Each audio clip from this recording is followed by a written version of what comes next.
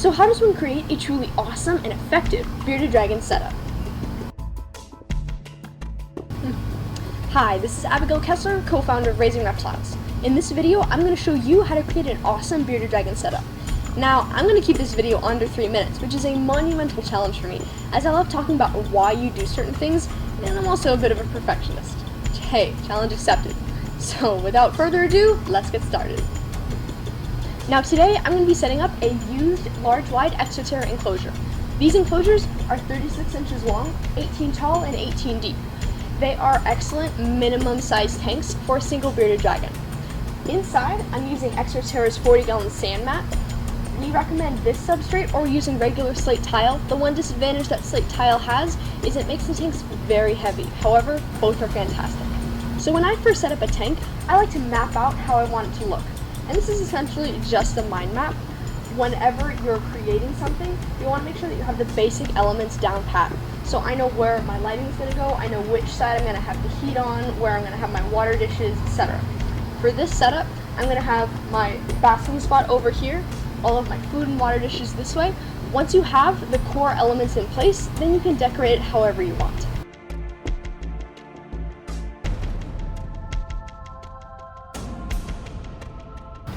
As you can see, I added a water dish to the enclosure. We do not recommend adding these dishes to any enclosure that isn't extremely well ventilated. The Enclosure enclosures have completely screened tops as well as front ventilation, so it's fine, humidity isn't going to exceed 30 to 40%. However, in some plastic cages, even wooden ones at times, it will exceed that. And so if there's going to be any risk, just leave the water dish out and give your dragon regular soakings and moisture-filled vegetables.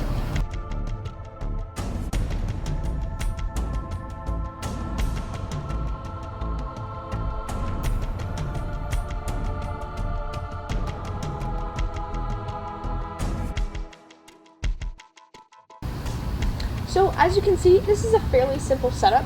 We have the core elements down, meaning the basking spot, something for him to climb on, his proper water dishes, and he has a solid cool end and a warm end. He also has a place that he can hide under here. Another option that you could do is to take this, which is just a cave, and put it on that end. That is more of a bulky style. If the dragon is insecure, then forget about style, just give it more places for it to hide. And obviously there are so many different things that you can do. You can get pieces of grapevine and give him, a vertical climbing space, or, just make your own background, make your own ledges. There are magnetic worm dishes that you can stick onto the side. Tons of different ways to build a setup. But these are the basics right now. A bearded dragon will be extremely happy in this type of arrangement. And so now let's move on to the lighting. Back here, I just have a mini deep dome with a 100-watt basking light in it. You will determine the proper wattage basking light by where the basking spot is in relation to that light and what temperatures you're actually getting.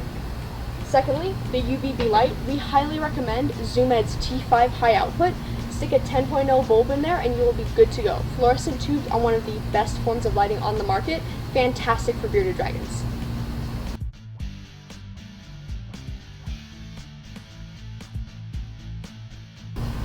Click on the link below to check out Raising Bearded Dragons, the ultimate care guide. This guide contains an 11-module video series, ebook, as well as amazing bonuses. You'll learn what temperatures you need to achieve, the feeding process, different enclosure types, handling and bathing, and how to truly raise a healthy, friendly, and happy bearded dragon. Click on the link below today.